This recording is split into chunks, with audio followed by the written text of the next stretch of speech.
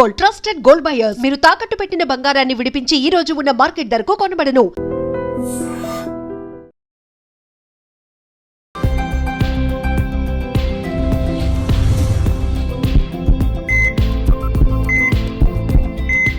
నమస్తే, welcome to healthy conversations with IT media. నేను మీ Jhansi. So ఈరోజు మనం ఉన్నాము డాక్టర్ రంగనాథం గారితో, ప్రముఖ న్యూరో సర్జన్. మరి బ్రెయిన్లో రక్తస్రావం అవ్వడం, ఈ విషయం గురించి మీకు తెలుసా? చాలామంది ఇలాంటి కేసెస్లో చనిపోవడమే జరుగుతుంది. బట్ అసలు ఆ రక్తస్రావం అనేది ఎందుకు జరుగుతుంది, కారణాలు ఏమై ఉంటాయి, మనం దాన్ని ఎలా గుర్తించాలి, ఈ విషయాలన్నీ మాట్లాడదాము. నమస్తే సార్. నమస్తే. చాలా రేర్గా వచ్చేదని చెప్పుకోవచ్చు సార్. ఈ బ్రెయిన్లో రక్తస్రావం అనేది అసలు ఎందుకు జరుగుతుంది? హై బ్లడ్ ప్రెషరా, లేకపోతే ఏమైనా మానసిక ఒత్తిడా, ఎందుకు కలుగుతుంది సార్ అది? బ్రెయిన్లో రక్తస్రావం అనేది దానికి ఆంగ్లంలో బ్రెయిన్ హెమరేజ్ అంటారు. నిజానికి ఫస్ట్ తెలియాల్సింది ఏంటంటే బ్రెయిన్ హెమరేజ్లో రకాలు ఉన్నాయి. మెదడు పైన, మెదడు ఉపరితలం మీద, మెదడు లోపల ఎక్కడ ఉంది అన్న దాన్ని బట్టి కూడా ఉంటుంది. ఉదాహరణకి బ్రెయిన్ పైన వచ్చిన దాన్ని సబ్ జోరల్ హెమటోమా అంటాం. బ్రెయిన్ ఉపరితలంలో కొంచెం కొంచెం చిన్నంగా ఉండేదానిని సబ్ ఎరక్నాయిడ్ హెమరేజ్ అంటారు. మెదడు లోపల వచ్చిన దాన్ని ఇంట్రా సెరిబ్రల్ హెమటోమా అంటారు. దీని కారణాలు, వైద్య విధానాలు మారుతూ ఉంటాయి. ఒకటి అన్నిటికంటే ముఖ్యమైన కామన్ ఏంటంటే యాక్సిడెంట్ అయితే, ఎవరికైనా తల దెబ్బ తగిలింది అనుకోండి, బ్రెయిన్లో హెమరేజ్ వస్తుంది. అదే అన్నిటికంటే కామన్ సబ్ ఎరక్నాయిడ్ హెమరేజ్. అదే కాకుండా మెదడులో దెబ్బ తగలడం వల్ల, గాయం అవడం వల్ల కన్ఫ్యూషన్ అని చిన్న వస్తూ ఉంటుంది. దానికి వేరే పద్ధతి.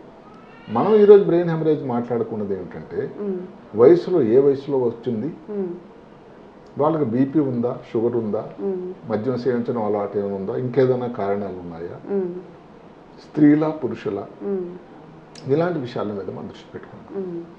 ఈ మధ్యకాలంలోనే మా ఊరు నుంచి చాలా దూరం ప్రయాణం చేసి 16 సంవత్సరాలుగా ఒకరు 16 సంవత్సరాలు అంతే బ్రెయిన్లో హెమరేజ్. చిన్న వాళ్ళు కూడా వస్తుందా? అదే కదా గ్రహించాల్సింది ఏమిటంటే, 30 రోజుల ప్రాయంలో సడన్గా కాలు చేయ వీక్ అయిపోవడం, అక్కడే పరీక్ష చేయగా బ్రెయిన్లో హెమరేజ్ వచ్చింది.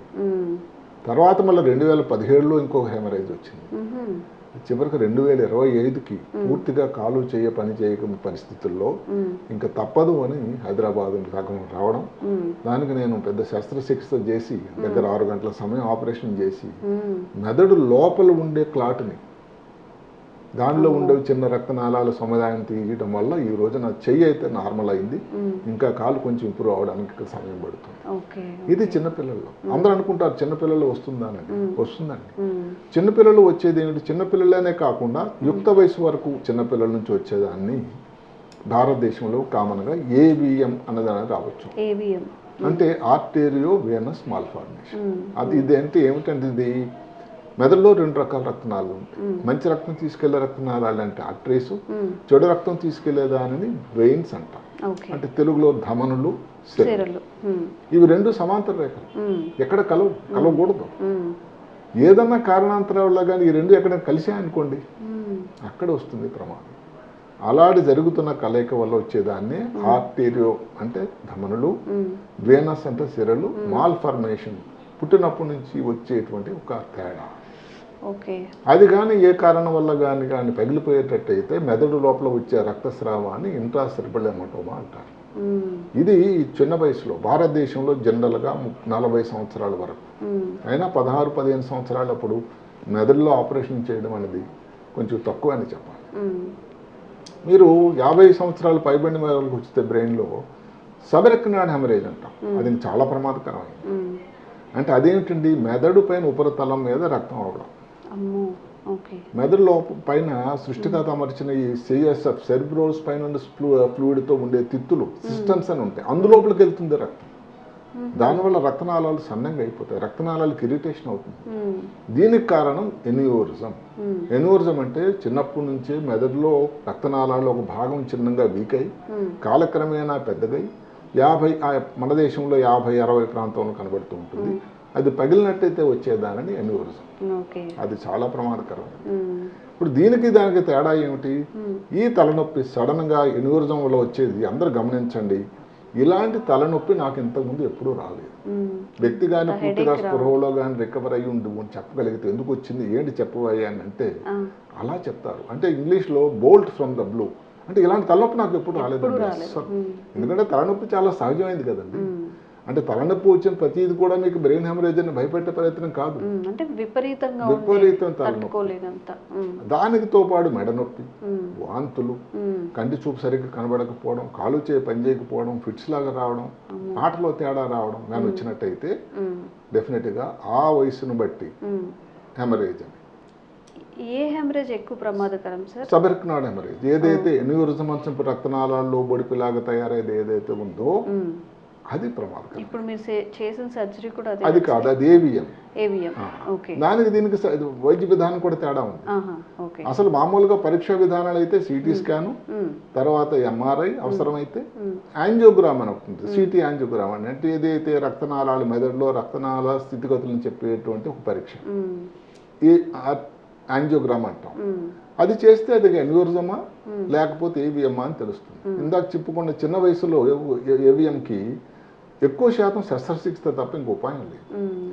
ఎన్యూరిజమ్స్కి ఈ రోజుల్లో ఒక ఆల్టర్నేటివ్ వైద్యం వచ్చింది కొన్ని సంవత్సరాలు. దాన్ని ఇంటర్వెన్షనల్ రేడియాలజీ అని కొంతమంది నిష్ణాంతులు రంగప్రవేశం చేశారు. అంటే ఏమిటి, ఆపరేషన్ అవసరం లేకుండా ఎక్కడైతే ఈ ఎన్యూరిజం ఉందో అక్కడికి ఒక క్యాథెటర్ ద్వారా వెళ్ళి అక్కడ ఒక కాయిల్ కానీ లేకపోతే ఒక బెలూన్ కానీ పెడితే ఆపరేషన్ లేకుండా చేయొచ్చు. కానీ ఏవిఎంస్ అన్నదానికి అలాంటి అవకాశం కొన్ని సందర్భాల్లో చేస్తారు తప్ప ఎక్కువ శాతం దానికి శస్త్రచికిత్స తప్ప ఇంకో ఉపాయం లేదు. ఈ ఎన్యూరిజమ్స్ కూడా మేము ముందు 10-12 సంవత్సరాలు 15 సంవత్సరాల క్రితం అన్నిటికీ ఆపరేషన్ చేయాల్సి ఉంటుంది. చాలా ప్రమాదకరమైన ఆపరేషన్, కానీ ఆపరేషన్ తప్ప ఇంకో ఉపాయం లేదు. అది మరి స్త్రీలలో కారణాలు కొన్ని వేరే ఉన్నాయి. వాళ్ళలో వచ్చేది ఏమిటంటే కార్టికల్ వీనస్ థ్రాంబోసిస్ అని. అంటే అది కూడా రక్తనాళాలు ఏదైతే చెడు రక్తనాళాలు మనం అనుకున్నామో ఏదన్నా వాళ్ళకి ఉన్న అలవాట్లను బట్టి, అన్నిటికంటే ముఖ్యంగా ఏంటంటే గర్భవతిగా ఉన్నప్పుడు, డెలివరీ టైంలో, డెలివరీ అయిపోయిన తర్వాత, లేదు కాంట్రాసెప్టివ్ పిల్స్ ఏదైతే మా గర్భిణీ రాకుండా ఉండేటువంటి మందులు, పీరియడ్స్ ఆపడానికి కొన్ని వాడే మందుల్లో కొంతమందికి ఈ ప్రాబ్లం రావడానికి ప్రాబ్లం వస్తుంది. అది దానిలో జరుగుతుంది ఏంటంటే ఈ చిన్న రక్తనాళాలు చెడు రక్తం తీసుకెళ్లే వెయిన్స్ అన్నది బ్లాక్ అవడం వల్ల మెదడు లోపల రక్తస్రావం జరిగి దాని వలన ఫిట్స్ లాగా రావడం, స్పృహ కోల్పోవడం, కాళ్ళు చేయి వీక్ అవడం జరుగుతూ ఉంటుంది. ఇలాంటి దానికి కూడా ఎక్కువ శాతం మందులే, దీనికి ఆపరేషన్ చేయాల్సింది కూడా లేదు. కొన్ని సందర్భాల్లో ప్రాణాన్ని సేవ్ చేయాలంటే ఆపరేషన్ చేయాలి. పేషెంట్ సీరియస్ అయిపోయారు అనుకోండి, స్పృహ కోల్పోయారు, అప్పుడు ఇంకా అంజదాశరణం నాస్తి ఆపరేషన్ తప్ప ఉపాయం లేదు. ఇంకొకటి మన దేశంలో ఇంకా కామన్గా కనబడుతుంది హైపర్ టెన్సివ్, అంటే బీపీ, బ్లడ్ ప్రెషర్ అనేది చాలా ఎక్కువైపోయింది. అలాంటి దాని వలన బీపీ మందులు వాడకపోయినా, వాడుతూ వదిలిపెట్టేసిన, సడన్గా ఏ కారణం వల్ల కానీ, ఏదో స్ట్రెస్ వల్ల కానీ బీపీ కానీ పెరగడం వల్ల బ్రెయిన్లో రక్తనాళాలు పగిలి వచ్చేదానిని ఇంట్రాసెర్బులర్ హెమటోమా, హైపర్ టెన్సివ్ అంటారు. అలాంటి దానికి జనరల్గా ఆపరేషన్ చేయి. ఎందుకంటే గమనించాల్సింది ఏమిటంటే, ఇది చాలామంది పేషెంట్లు చుట్టాలు అడుగుతూ ఉంటారు, బ్రెయిన్లో క్లాట్ ఉందండి ఆపరేషన్ చేయండి అని. గమనించండి, మెదడులో ఆపరేషన్ అన్నది ఒకటి క్లిష్టమైంది, రెండోది బ్లడ్ ప్రెషర్ వల్ల వచ్చే క్లాట్కు మిగతా క్లాట్ కన్నా తేడా. ఎందుకంటే శరీరంలో అన్ని భాగాల్లోనూ అన్ని రక్తనాళాల్లో కూడా బ్లడ్ ప్రెషర్ తాలూకా ప్రభావం ఉంటుంది కదా. సరిగదా క్లాట్ తీసేసి మనం బీపీ అయితే తీయలేము, బీపీ జీవితాంతం ఉంటుంది, సృష్టికర్త పిలిచినంత వరకు. అందువల్ల మళ్ళీ తయారు అవకాశం ఉంది. సరిగదా ఈ బ్రెయిన్లో బీపీ పెరగడం వల్ల వచ్చే ఏదైతే స్రావం ఉందో మెదడు లోపల వస్తుంది.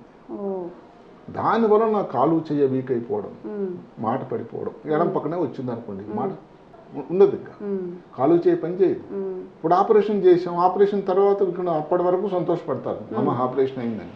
తర్వాత ప్రశ్న ఏమిటి, ఎప్పుడు మాట్లాడతాడు, ఎప్పుడు కాలు చేయి కలుస్తాడు. ఇది చాలా చాలా చాలా కష్టమైన విషయం.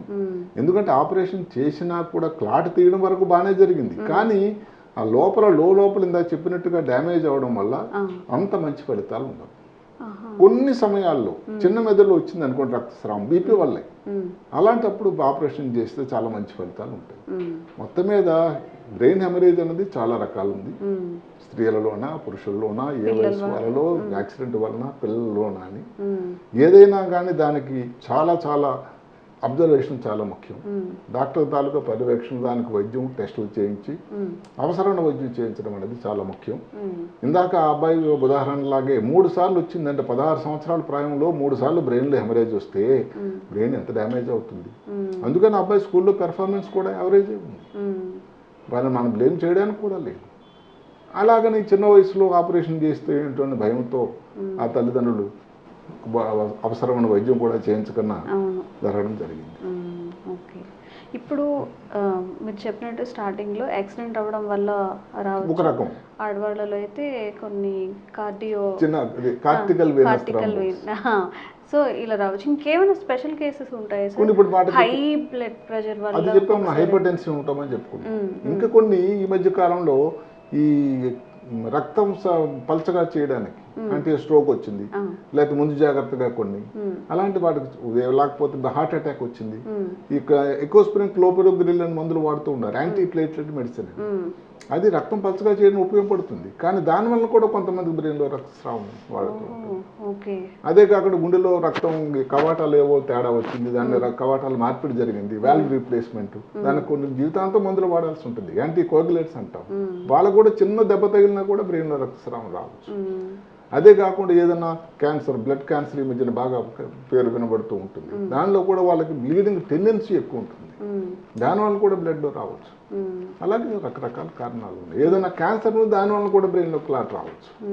అవి కంపారిటివ్గా తక్కువ. మనం ఎక్కువగా దృష్టి పెట్టాల్సింది ఏమిటంటే హైపర్ టెన్షన్ వల్ల వచ్చేది, లేడీస్లో వచ్చే కార్టికల్ వెన్స్ థ్రాంబోసిస్, చిన్న వయసులో వచ్చేటువంటి ఏబిఎమ్స్ కానీ, పెద్ద వయసులో వచ్చే ఆర్టీఎన్ఎస్ మాల్ఫార్ ఎన్విరాన్సెస్ కానీ మనం దాని మీద దృష్టి పెట్టాల్సి ఉంటుంది. Thank you sir. Right. And for more videos, Please subscribe to iDream. Please subscribe to iDream. Please subscribe iDream. And please subscribe to iDream. For more videos, subscribe to iDream. please like, share and subscribe to the channel. Congratulations, iDream. Subscribe to iDream. Subscribe to iDream. So subscribe to iDream Media. iDream ki iDream team andarki huge congratulations. Please subscribe iDream Media. Please subscribe to iDream. Subscribe iDream. Please subscribe to iDream. iDream అంటే నా కళల ఛానల్ను subscribe చేసుకున్న నోరు తిరుగుతలేదు, మీరైతే గంట గుర్తు కొట్టండి. For more such videos, please subscribe to iDream. Subscribe to iDream. Please subscribe to iDream. Please subscribe iDream Media. Please do subscribe to iDream. Please subscribe to iDream Media. For best entertainment and information, please subscribe iDream. And don't forget to subscribe to iDream.